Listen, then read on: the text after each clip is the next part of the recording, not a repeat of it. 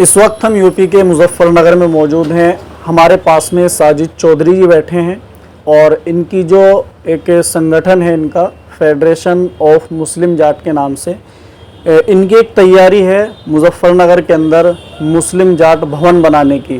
फ़िलहाल इनके पास में हम पहुँचे, इनसे बातचीत करेंगे और क्या प्रक्रिया है उसके बारे में जानने की कोशिश करेंगे।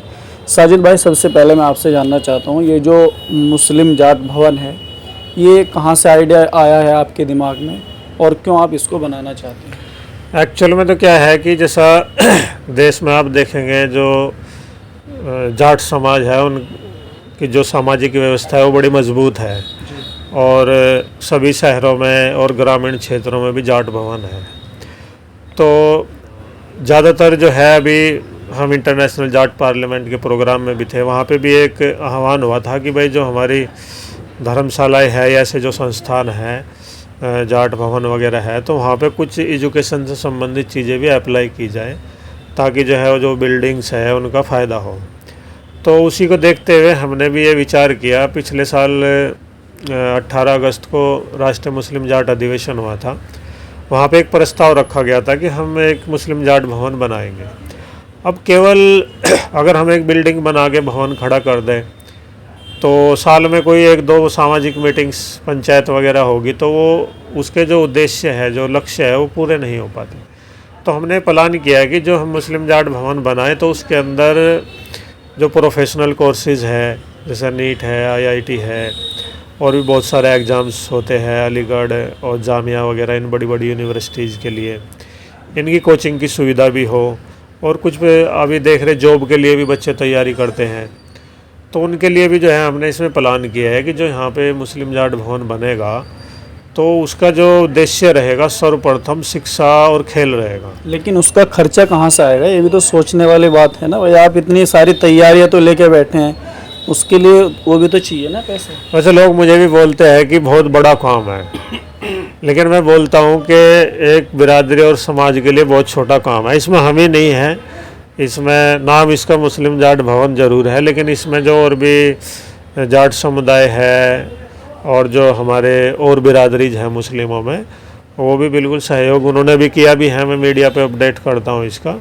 और इतनी बड़ी बिरादरी है और इस ज़माने में जो है, जब हमारे बुज़ुर्ग जो है, जब बहुत सस्ता ज़माना था, गरीबी का दौर था, हमें इतनी बड़ी बड़ी चौपालें, बिल्डिंगें, पता नहीं वो क्या क्या दे के चले गए।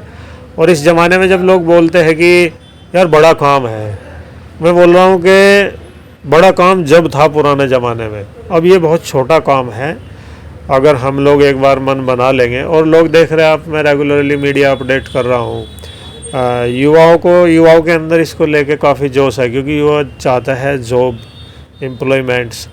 अच्छा, इसके अंदर लाइब्रेरीज होगी, दूसरा इसके अंदर एक ऑडिटोरियम भी होगा छोटा सा। मुजफ्फरनगर में आप देखते हैं यहाँ कोई ऑडिटोरियम नहीं है। इसके जो दरवाजे हैं वो किसी कास्ट के लिए, एक धर्म के लिहाज से सबके लिए खुले होंगे।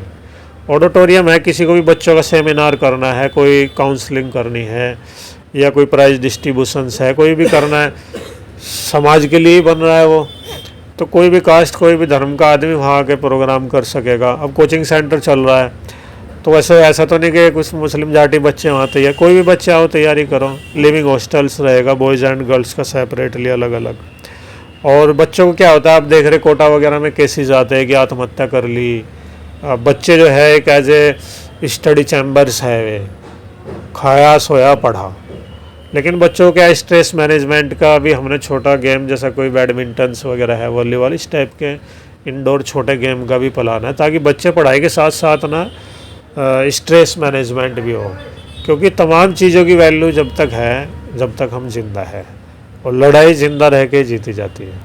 तो बच्चों की पढ़ाई किस काम की है, बच्चा हमारा स्ट्रेस में जो है आत्महत्या कर ले, कोई ऐसी चीज़ें, तो उसके अंदर जो है हमने मुख्य से तौर पर रिपीट करना चाहूँगा, कोचिंग सेंटर्स को हम फ्री में स्पेस अवेलेबल कराएंगे। जो कोचिंग्स अच्छे कोचिंग चलते हैं उनकी ब्रांचेज लाने की कोशिश करेंगे, जो दिल्ली में, मुखर्जी नगर में, देहरादून में चलती है। हम उन्हें बोलेंगे कि हमारे पास बच्चे हैं, हम आपको स्पेस खाली फ्री में दे रहे हैं, तो आप यहाँ आइए और हमारे बच्चों को पढ़ाइए। क्योंकि आप देखेंगे, नॉर्मली मैं बताता हूँ आपको कि जैसे डी फार्मा वगैरह इनकी जो वार्षिक फ़ीस है, आप मान के चलिए 1 लाख रुपए होगी। अभी अगर ये अपने होम पैलेस से दूसरे पैलेस पे जाके अगर आप तैयारी करने लगे, इतने की फ़ीस है और इतने का ही जो है उसका लिविंग और खाने का खर्चा है। तो यहाँ पे बच्चों को लिविंग का चार्ज नहीं देना है, खाने वगैरह वो खुद रहेंगे तो वही देना है। कोचिंग सेंटर अगर हम उन्हें सब कुछ फैसिलिटीज़ दे रहे हैं फ्री में, तो मुनासिब है उनके चार्जेस भी कम रहेंगे। तो इस टाइप से लेके इस भवन को प्लान किया गया है कि ये सिर्फ एक खाली बिल्डिंग ना रहे और एक मुस्लिम जाट भवन है भाई, एक बिल्डिंग है और ये कोई शोबाजी के लिए या ऐसी चीज़ के लिए नहीं बनाई जा रही है। और मुनासिब है इसका नाम रखने के पीछे वजह यह है कि कोई भी कम्युनिटी काम शुरू कर दिया, अब हम हैं तो हमारी पकड़ अपने समाज में पहले है। तो जब हमारा समाज आगे आएगा, हमारी बिरादरी आगे आएगी, तो मुनासिब हमारे साथ में और लोग भी आएंगे। तो मैं इसके जो फेडरेशन कई सालों से आप देख रहे जो काम कर रही है, उसके जो मुख्य टारगेट है शिक्षा, स्वच्छता, स्वास्थ्य, खेल और जो सामाजिक कुरीतिज है और अपनी जो सांस्कृतिक विरासत है। मतलब हम ये चाहते हैं कि जो विरासत हमारे पूर्वजों ने स्थापित की है, जैसी भी है वो, हम उस विरासत के संरक्षक है और उस विरासत को आने वाली पीढ़ियों को सौंप दिया जाए बेटर करके, ना कि चीज़ें खराब। ये चीज़ें कहाँ मतलब प्लान करना चाहते हैं? मुजफ्फरनगर में बिल्डिंग बनेगी या फिर कहीं और, क्या स्थिति है उस चीज़ को लेकर आपकी? अभी तक प्लान ये है कि मुजफ्फरनगर में जो ये राणा चौक से शामली बाईपास गया है, क्योंकि शहर की कनेक्टिविटी होनी भी ज़रूरी है। अब सपोज करो कुछ बच्चे हैं दूर से मुजफ्फरनगर में किसी कॉलेज में एजुकेशन ले रहे हैं, श्री राम में कहीं पर भी पढ़ रहे हैं, अब उनका आने जाने का 200 रुपये खर्च हो जाता है और टाइम 1-2 घंटे लगता है। अगर ऐसे बच्चे भी सपोज करो हॉस्टल की सुविधा लेना चाहेंगे कि भाई वो यहाँ कोचिंग तो नहीं कर रहे लेकिन मुजफ्फरनगर में पढ़ रहे हैं, तो वहाँ रह सकेंगे, जिससे कि उनका जो हरासमेंट है, टाइम टेबल का जो टाइम का लॉस है वो बचेगा। अब पता चल रहा है कि उसको यहाँ रहने में 100 रुपये डेली का खर्च आ रहा है मान लीजिए, और वो ट्रेवल में और सब चीज़ों में वो खर्च कर रहा है 200 रुपये, तो उन बच्चों के लिए भी सुविधा रहेगी। इसलिए हमारी कोशिश है कि शहर से कनेक्टेड करें, लेकिन फाइनली डिसीजन तो समाज में समाज ही लेता है, समाज का डिसीजन तो समाज ही लेता है। अगर कोई ऐसा बिरादरी का कोई ऐसा मशवरा भी रहेगा कि थोड़ा भाई विलेजेज की तरफ सरका जाए, तो वहाँ पे भी उसमें कोई हमारा फाइनल वो नहीं है कि भाई हमारी जो हम कह रहे हैं वही फाइनल है, नहीं, समाज के फैसले समाज लेता है। और इसमें जो भी लोग अनुदान कर रहे हैं, कोई 1000 का कर रहा है, 500 का कर रहा है, वे सभी लोग इसके सदस्य होंगे और कल इन फ्यूचर में इसके मैनेजमेंट देख रेख में उन्हीं में से कोई आदमी ड्यूटी कर रहा होगा। अभी हम तो सिर्फ अभियान के प्रारंभिक जिम्मेदार हैं, अब कल पता नहीं कि मुझे भी उसमें कोई ड्यूटी मिलेगी या नहीं मिलेगी। तो ये लोकतंत्र का तकाजा भी यही है कि हम सिस्टम इस टाइप से खड़ा करें जिसमें संवैधानिक प्रक्रिया हो, उसके तमाम चुनाव और ये सब चीज़ें हो। तो हमारा लक्ष्य यही है कि हर चीज़ को अब इस ज़माने में शिक्षा से और खेल से जोड़ा जाए। अच्छा साजिद भाई, जब कोई इस तरीके का काम करता है सबसे पहले उसी के ऊपर उंगली उठाई जाती है, उसी के ऊपर इल्ज़ाम लगते हैं। फ़िलहाल जो आप लोगों से इस चीज़ के अंदर सहयोग मांग रहे हैं, क्या बातचीत हो रही है और किस तरीके का सहयोग लोगों से मिल रहा है? लगभग जो है अभी तक 99.99% जो है वो पूरा सहयोग है। एक छोटा मोटा सा विरोध नहीं है, कुछ एक क्वेश्चंस थे हमारे भाइयों के, वो क्वेश्चन से लगभग हमने उन्हें सेटिस्फाइड भी किया है। रही बात तो जैसा कि आपका सवाल था कि भाई सवाल भी उठाते हैं, तो मैं तो ये देखता हूँ नेचुरली प्रक्रिया है कि आपकी नीयत अगर जब तक सही है, आप ओके चल रहे हैं, समाज का विश्वास भी आपके ऊपर ओके रहेगा। और जैसे आपकी अकेलेपन में भी नीयत गड़बड़ा गई, तो मुनासिब है कि कुछ सिग्नल्स ऐसे होते हैं नेचुरली जाते हैं सामने वालों के पास कि वो नेगेटिव सोच पैदा करना शुरू कर देते, क्योंकि आपने पहले खुद के अंदर नेगेटिव सोच पैदा की है। नेगेटिव सोच ऐसे नहीं आती है। और समाज का बड़ा सहयोग रहा है, और मैं अपनी पूरी बिरादरी का, सामाजिक संगठन जो इस क्षेत्र में काम कर रहे हैं उसमें हमारे इंटरनेशनल जाट पार्लियामेंट्स है और बहुत सारी हमारे साथ सोसाइटीज़ हैं, क्योंकि हम थोड़ा सा पॉलिटिकली अनटच रहते हैं।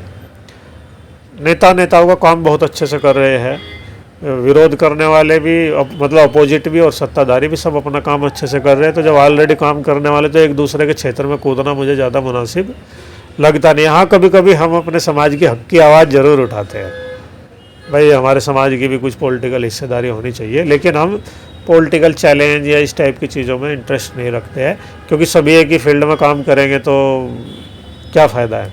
सब अपना काम अच्छे से कर रहे हैं और इंशाल्लाह हम समाज से रिक्वेस्ट करना चाहेंगे कि वो हमारे ऊपर दबाव बना के रखें ताकि हम दाएं बाएं जो है वो खिसके ना। और इरफान भाई है हमारे साथ में, ये जो है हमारे थोड़ा सा ये सारी चीज़ों को देखते हैं। जी, क्या कहना चाहेंगे? और जो लोग आपको देख रहे हैं, जो इस चीज़ में सहयोग करते हैं, उनको क्या कहना चाहिए? मैं ये कहना चाहूँगा जो इसमें सहयोग कर रहे हैं उनके वे बधाई के पात्र हैं, और मैं चाहूँगा कि ज़्यादा से ज़्यादा इसमें सहयोग करें सभी लोग। और कुछ क्वेश्चन रहते हैं लोगों के, कहाँ से इतना फ़ंड अरेंज होगा, क्या होगा, कैसे कर पाओगे, इतनी महंगी ज़मीन, ये वो। तो कोई बड़ा काम नहीं है। जब पुराने ज़माने में एक एक दिरहम से काम करोड़ों के अरबों के काम हुए हैं, तब फेडरेशन के द्वारा जो काम किया जा रहा है मुस्लिम जाट भवन का, तो ये क्यों नहीं हो पाएगा? ये भी ज़रूर होगा इंशाल्लाह। और जो सोच है फेडरेशन की मुस्लिम जाट भवन बनाने की, और इसमें जो शिक्षा की है, खेल की है, इसकी है, स्वास्थ्य की, गेम, ये सब रहेंगे इंशाल्लाह। सारी फैसिलिटी अच्छे से मिलेगी और इंशाल्लाह पूरा सहयोग है सबका और ये काम होगा इंशाल्लाह।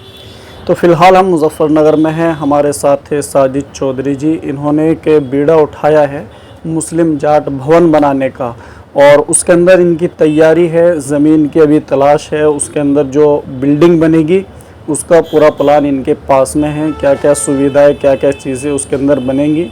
उन्हीं सब बातों को लेकर के आज इनसे बातचीत की है। इस पूरे मामले को लेकर अगर आपके मन में भी कोई सवाल हो, कमेंट बॉक्स में लिख सकते हैं। शुक्रिया।